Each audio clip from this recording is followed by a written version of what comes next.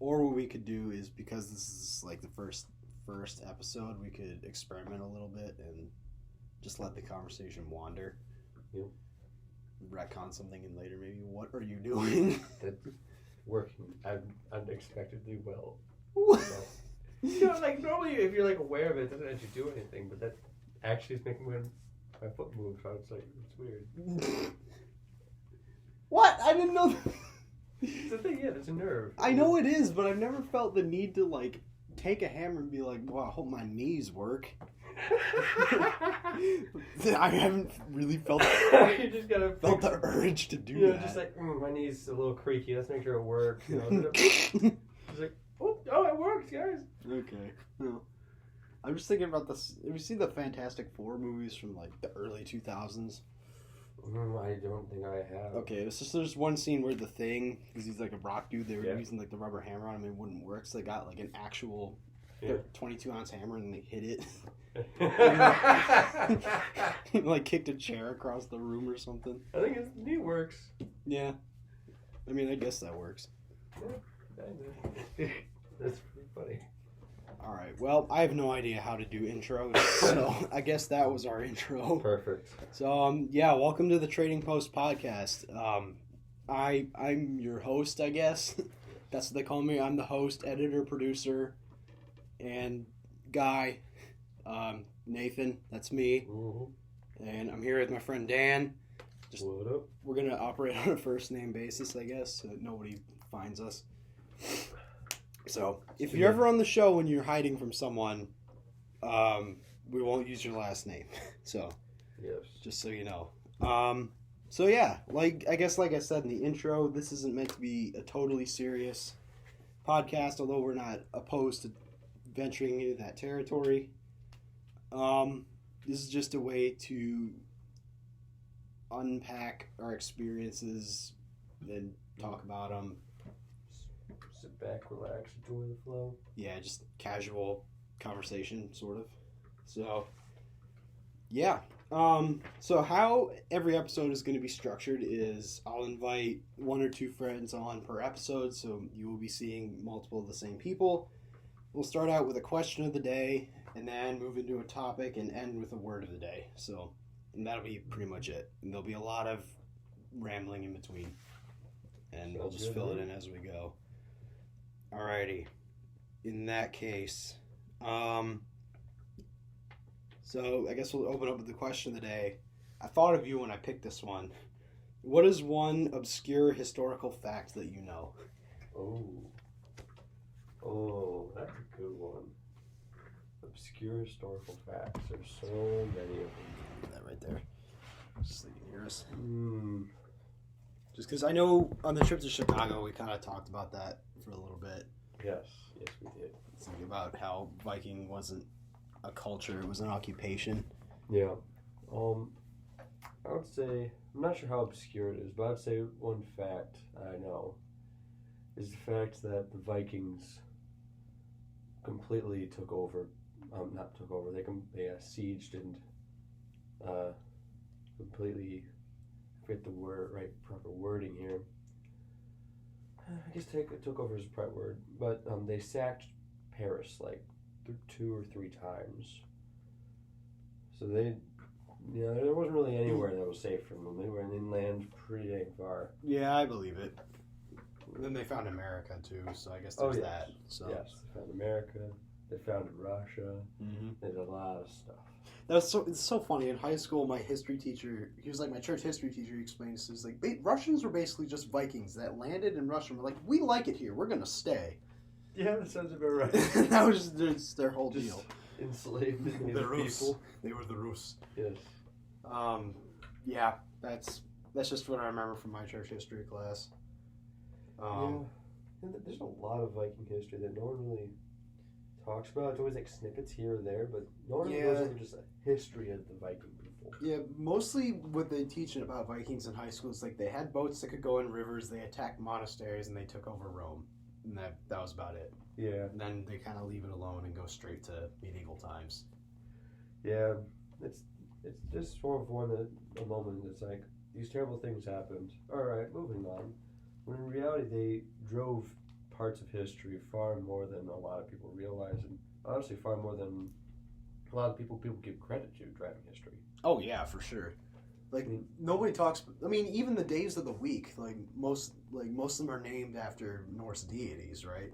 Yeah, and that's just an everyday thing that we don't even think about. Yeah, if I recall correctly, Thursday is just Thor's day. Yeah, and then Wednesday was supposed to be Woden's day. Yeah, and then Friday is Freya's day. Yep. And then the rest were Roman, but I believe so. Yeah, that sounds right. The Romans contributed a little bit to society, so I guess we have to give them just a little. We have to give them a little bit of credit.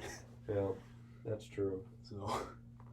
Yeah, but I guess another surprising fact is a lot of people have heard of the Franks. Mm-hmm. Well, if it wasn't for the Vikings, they would not have been able to. They wouldn't have that. The Vikings are the ones that kind of drove them and other nations after them to build navies because they found they had no defense against the Viking people. Because instead of cutting them off at the source, eating them out in the open water type thing. It was more of just to defend what they had because the Vikings had free range to raid and they couldn't get to their homeland to actually come off at the source at the time. It's true, I guess. It was a situation where they would either be just sitting ducks or they would build a navy. In the Franks' case, they never actually got to the navy. They just sort of gave some Vikings some land on the coast and told them to keep the other Vikings away. I mean, that's one way to do it. It didn't work, but I mean... Yeah. What are you going to do? It was a good try. It was a good attempt. Oh, yeah. I guess. So. Excellent attempt. Yep. Yeah. I guess one historical fact that I know that I had read somewhere, this is more recent times, but you know the famous photo from World War II at the Battle of Iwo Jima, where it's those 4 or 5 Marines pushing up the flag on top of the hill? Oh, yeah. There's a statue of it in D.C.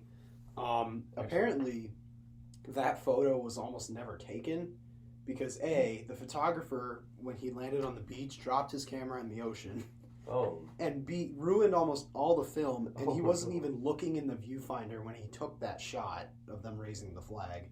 Oh, wow. And it was only, they recovered it later, and by some miracle, that one slip of film had survived. That is amazing. Actually. Which is kind of nuts. That's the kind of historical facts my little brother would know, too, because he's getting super into World War II. Oh, it's an excellent period. It is. And some of his facts rival that of my dad, because my dad's a big history nerd, too. But Will's World War II facts are almost overwhelming. And it's just funny because he has nobody else to tell them. I mean, maybe he tells his friends, I'm not sure, but he always unloads them on my little brother John, who just does not care. So he stands there and takes it while Will's like, and there's this and this and this and this and this and this and this. And he's just like, yep. Yeah. Oh, okay. It's funny. At least I think. I don't know. I haven't witnessed it. I've only heard it secondhand. So that sounds pretty funny to watch, though. But yeah. He also really likes that. I told you he really likes that board game Axis and Allies. Which, to be honest, it is a great game. I just don't like playing it 3 times in a row. That is very fair. I mean, I like Risk. I liked playing it. Then my little brother liked Risk, and now I don't like playing it. Monopoly's another fun one. Oh, yes. Yeah. Yes, that's a... Oh, if you're making it through Monopoly, it's quite a family. Mm-hmm. Well, we played Monopoly that one time. There's a difference between a family and a group of friends. Okay, that is true. Are obligated to wake up the next day and see that person's face. That is true. I mean, that is a good point. We might, but we're not required to. We can just leave whenever. Yeah. I think the only chill game of Monopoly I've had was when I was playing with my grandpa on my mom's side. Mm-hmm. We had this one game that went on for 3 days. Oh, wow. It was just us hanging out for the most part, but at the end, dinner time, we just leave it on the table and come back the next day and just pick right back up where we started. Makes sense. So, I don't know. Yeah. Monopoly can work if people don't get too competitive. The problem is when people get competitive. I feel like that's true of all games, though. I tend to like card games more than board games. Yeah, as a personal preference. And I've played euchre with my family a few times. And back when I lived in Indiana, I learned it at youth group. Mm-hmm. the only problem is the mom that was teaching us was like one of those Midwestern families who are like so down bad, try hard at euchre, where if you make one mistake, they'll like yell at you over a card game, and I'm just like, bro. Yeah. So I feel like with any game that could, if you get way too overly competitive, unless it's like, oh yeah, I don't know, unless it's like an agreed to thing beforehand where everyone's like, okay, we're gonna absolutely sweat over this game of Clue. Clue. Oh my That one's almost uncompetitive in its atmosphere. Like it gets competitive, but it almost hasn't. But every game I've played, it's just the competition sort of peters out. Yeah. A little bit. Just he's like, I can't do that. Yeah, exactly. Well, and that's the thing is, it's a game, and if you're not having fun, then why are you playing it? That's true. You have no reason. That's my qualification for like board games or card games, even video games. It's like if I'm not having fun, I just won't play it. I'm just like, okay, I don't need to do this. That is very fair. I can just walk away. I mean, and you can play with competitive people and have fun as long as they understand that you're just the way you like it. It's just a game. Yeah, exactly. You know, like I know someone. She's very dear to me, but she gets extremely competitive with card games or board games. I know who this is. She gets very, very competitive. Yeah, I've yet to witness it, but I've heard the legends. Yes, but she keeps it to herself most of the time. Right. Because she recognizes everyone else is not just like, I gotta win. Yeah, I must say though, one of the best days was when we were playing cards in her family's dining room, and it was just she taught me 3 games. One was a variation of euchre, so there's a 2 version which I hadn't played before. Okay.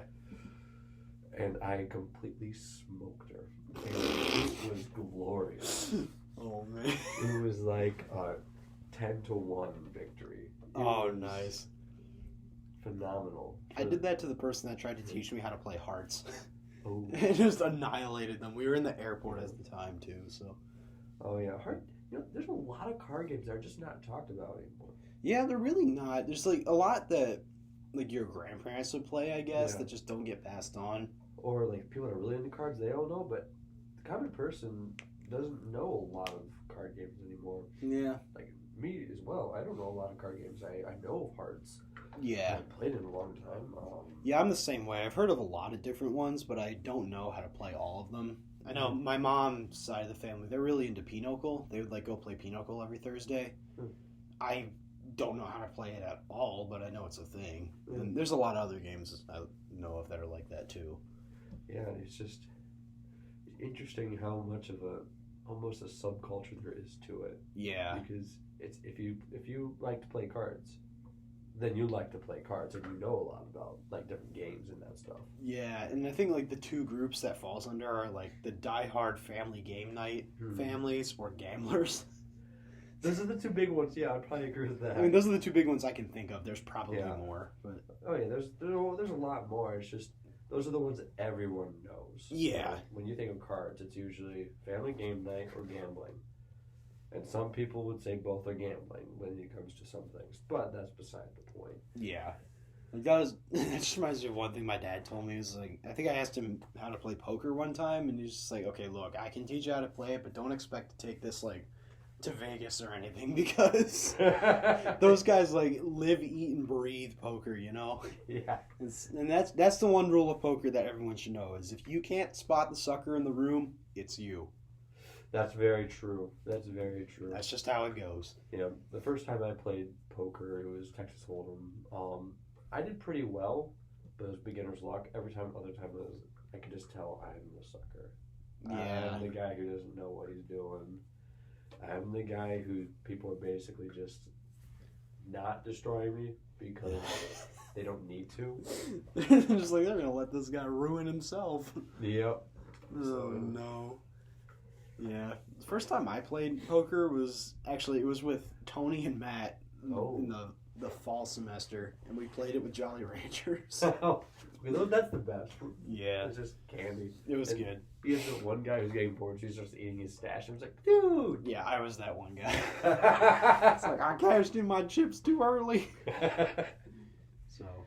Oh, yes. The best is Halloween candy poker. Oh, yeah. That's what me and my brothers would do in the later years of when we would have Halloween candy. Me and my older brother, we would just buy candy just so we could participate. Oh, there you go. And your $20,000 buy-in. yeah, Just Reese's. Oh my! And we just had like a big poker game just to see that, like basically distributing the candy. Everyone would get their candy back, basic kind of sometimes. Yeah. At the end, but it was also a way we could almost sort it, because if someone won that couldn't have it.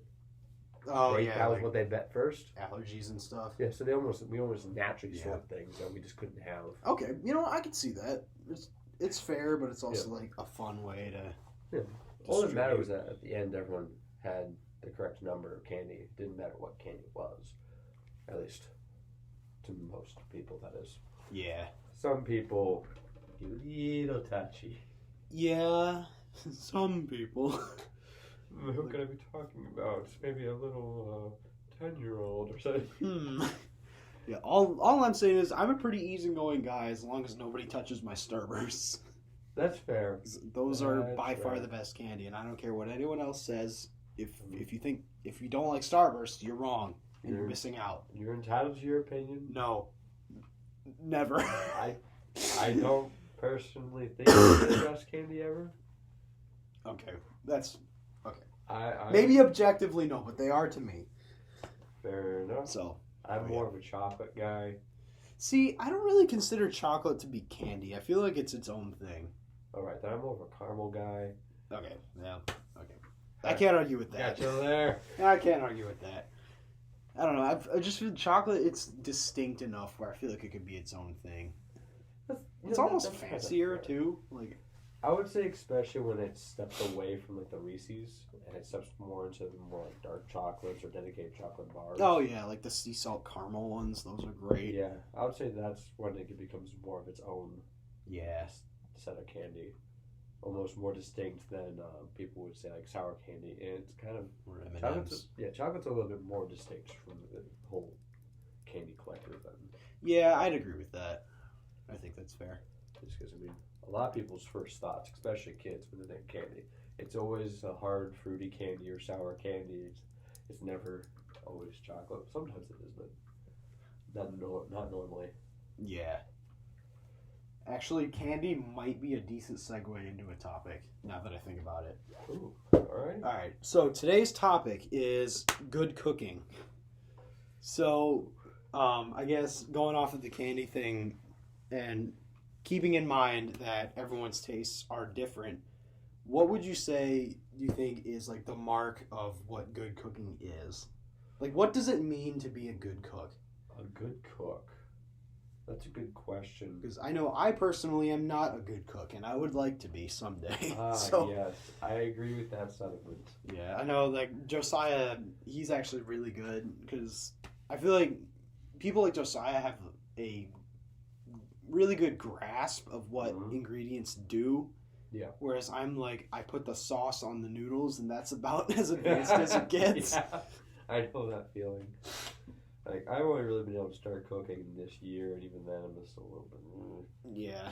I mean, my soup is coming out pretty good. The soup is coming out good. Yeah. And I will say, the red wine in the soup was pretty good. Yeah, I mean, there is a place for wine in soup. Exactly. There was just enough just to give it that little bit of flavor and make it different, you know? Yeah. And I feel like that's with a lot of dishes too, is there's always like subtle nuances that you can put in. Oh yeah. It's almost like personal touches. Yeah, but to go back to the original question about a good cook. Well, the thing is that when it comes to cooks, cooking is more of an art form, so it's kind of the same question as what makes a good artist, and that's less of what they make and more of how they pursue their craft. Okay. Say more. Because, like, in the words of for David instance- Phelps. Yeah. I mean, if you think about it, like, an artist, there's so many different styles, and everyone has different preferences similar to cooking. Mm-hmm. And someone might say this isn't art, but other people will. Same with cooking. Like, there are many people I could talk to who claim Hamburger Helper is delicious and good food. I mean, I disagree, but we can have disagreements. yeah, it kind of depends on your circumstance too. That is true. Like, And I like about Kraft the mac and box. cheese. Fair enough. Fair enough. Kraft mac and cheese. Yeah. Yeah, that's in my opinion a little bit better. But I would say what makes a good cook is a love to cook and a pursuit to always make what they have better. Not a pursuit to make what they have good. To always make what they have better and always willing to try new stuff. Like my older brother, he's just, he's a salesman. He's not even a chef or anything like that, but he likes to cook. And he's always trying out these new things. Like he's gotten cast iron pans because he wants to do everything nicer. And honestly, especially at home cooking, the best food I've had is been out of cast iron. I can get with that. Yeah, I agree with that. He's putting money into it. Like he's getting nice kitchen knives. Mm-hmm. Well, he bought they're nice. These are nice kitchen knives. He's getting the tools to be able to do the job well. Yep. He's always trying different methods. I mean, he can cook a pretty dang good venison steak. I mean, yes. That is a trick. It was so good. Yeah. But he's always trying different meats and all that stuff. He's looking at where the animals come from. He's raising some animals to cook, and it's amazing. Like he likes to pursue to get better. He has a love to cook. Yeah. And I would say that's what really makes a good cook. Yeah, see, my dad's the same way. I mean, we don't raise animals by any means, but he's the same way. He's really into cooking and grilling. Yeah. And he's told us several times that cooking is a way for him to express love for his family. Because he looks into all these different recipes, all these new ways of going about making these things, and he does it to people's tastes almost. Because he knows my mom isn't a big fan of spicy food. A lot of my siblings aren't. I am, but that's because I can't taste. But that's just me.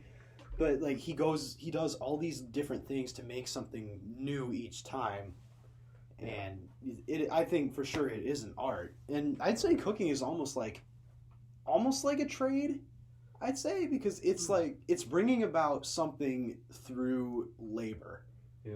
And I know that sounds really vague, and you could probably apply that to any job, but I feel like what sets apart a trade is the labor itself, and another job is more focused on the product or the service. Okay. There may be people that disagree with me on that, but I can kind of see what you mean. Yeah. I'm not explaining it very well, but I wouldn't really put the culinary arts into the trades, just because it seems like they've kind of almost set their own spot. Well, I mean, not officially. It's not up there with plumbers and electricians and machinists and that by any means. But I feel like insofar as it is, maybe come back to me on that one. Yeah, because we can come back to that. I see where you're coming from there. That isn't. Email us. Let us know what you think. Yes. At the trading post at gmail.com. Mm-hmm. But to continue on that a little bit, that is a very interesting thought, because now would have to define what trades is established as. Right. What does trades mean?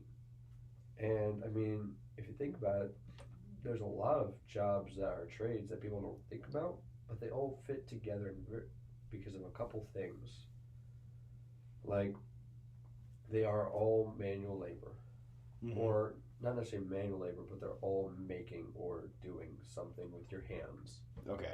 Like, you might be a technician for a CNC machine, which is more computer-based, but you're still crafting something with your hands in some way, shape, or form. Yeah, interacting directly with the thing to make something.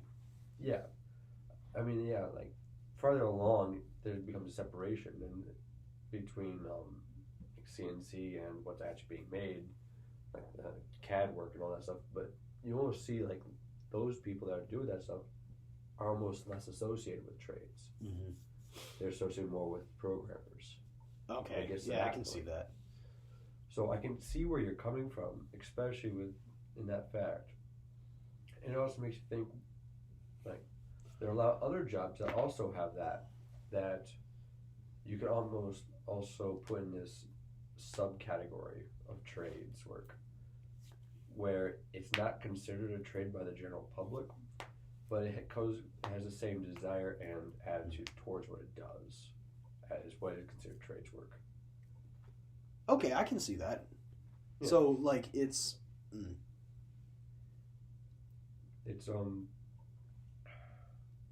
putting labor into creating a thing.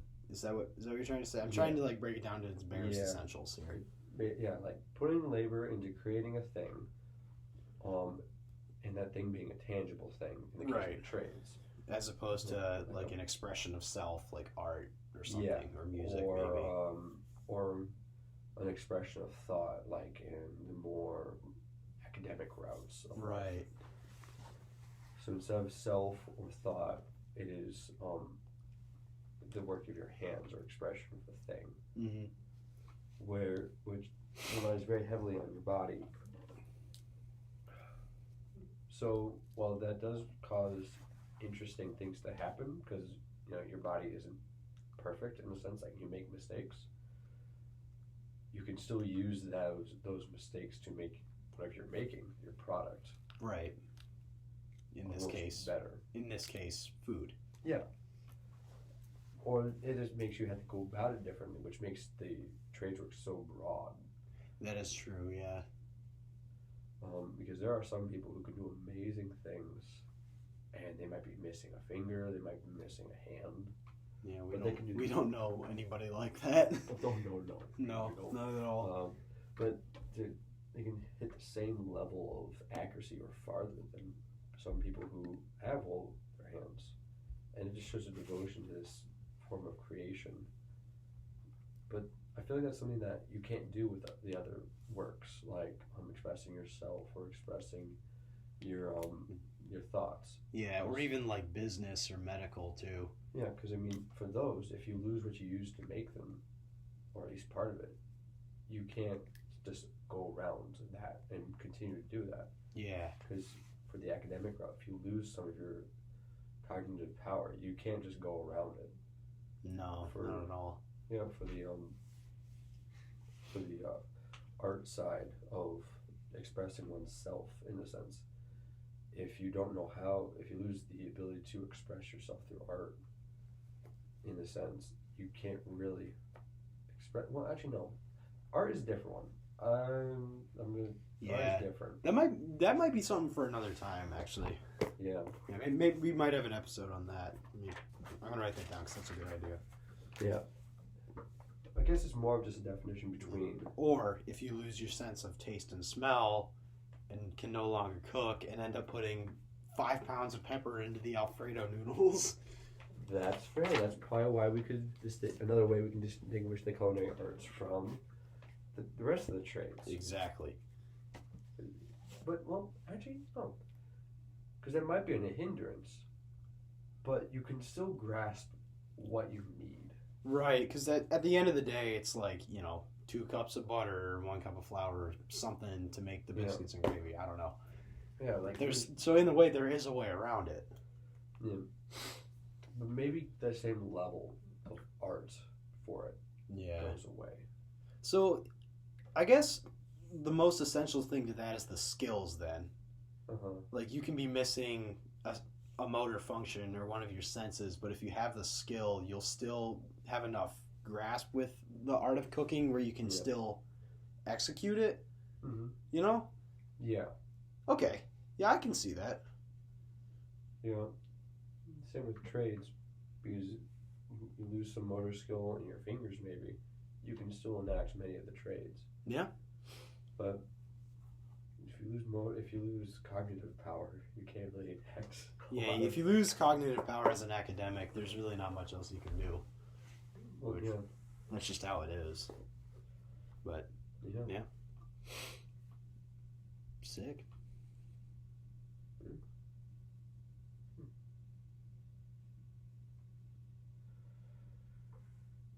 All right, nice. Well, should we move into the word of the day then? Yes. All right, let's do that. So, how this works is I got a bunch of words written down. Mm-hmm. We'll pick one, and then each of us will try and guess what it means, and then we'll look it up and see how close we get. Okay. So that's fun. I wrote this one down a little while. Okay, here we go. Word of the day. Okay, here we go. So the word of the day is intrinsic. Intrinsic. Yeah, we used that one yet. I just know we used that one yesterday, Yeah. studying for the Inquisition. Well, Josh did. Well, Josh did, and we tried to define it, but I don't really remember what we landed on, so I just wrote it down. So, yeah. All right, intrinsic. What do you think intrinsic means? Okay. No, I'm not going to be taking this defining the word too seriously. I'm going to have a little fun with it. Okay. Intrinsic means 3 people getting internally sick. Okay. Yes. Just literally in. Oh, okay. I got intrinsic. Okay. Yes. I see what you did there. Yeah. Yeah, I see what you did there. Okay, that's fun. Okay, now I secretly hope that that's actually the definition. It's not. I can see that. It's not. It's probably not, but you never know. I don't know. Okay. I think intrinsic. I always have heard it in a relationship as intrinsic value. Mm-hmm. So I think it's something that makes something special. Oh, okay. That's always been my thought process behind it. Oh, that's an interesting one. But it could be 3 people getting eternally sick in a trench coat. I don't know. Now I'm thinking of 3 raccoons in a trench coat. Okay, no, I can tell you it's not that. Intrinsic. In all seriousness, it actually is, I can see where you're coming from there. And I think it's probably, it almost seems, I think in all seriousness it means almost like a true value or a true input or thought to it. Like people, when you say intrinsic value, they truly value it. It's not just a thing like, oh, I value this. They truly internally value it. So it's they value its essence. Yeah, it comes from the heart. Yeah. Okay. I can see that. Yeah. Alrighty. So I'll look up the definition real quick. Okay, intrinsic. Adjective, belonging naturally / essential. Access to the arts is intrinsic to a high quality of life. I don't know about that, but I think we were pretty close. Yeah, I mean, the 3 people stick thing didn't really work, but... Yeah, I mean, maybe next time. Yeah, maybe next time. Yeah, maybe. Okay. Well, cool, that was pretty good. Yeah. Alright, well, I think we're off to a good start then. That's pretty good. That's pretty good. Yeah. So yeah, I was planning on making these half hour to 40 minutes anyway. Yeah, So, anyway, I think that's about right. Yeah, I think we got it. So Although it tells you how long these things would have to take. that is true. Just in person, because around the end I was thinking, how long are we taking for this? Yeah, I probably I was just gonna let it go where it was, but yeah, I think that's pretty good. So we could probably call it there. Alrighty. All right, cool. Well, we'll thanks for listening. We'll see you next time. If you have any topics or questions or words of the day that you'd like to hear on the show, email us at thetradingpostpodcast@gmail.com. All lowercase, all one word. And we'll see you next time. See you. Later.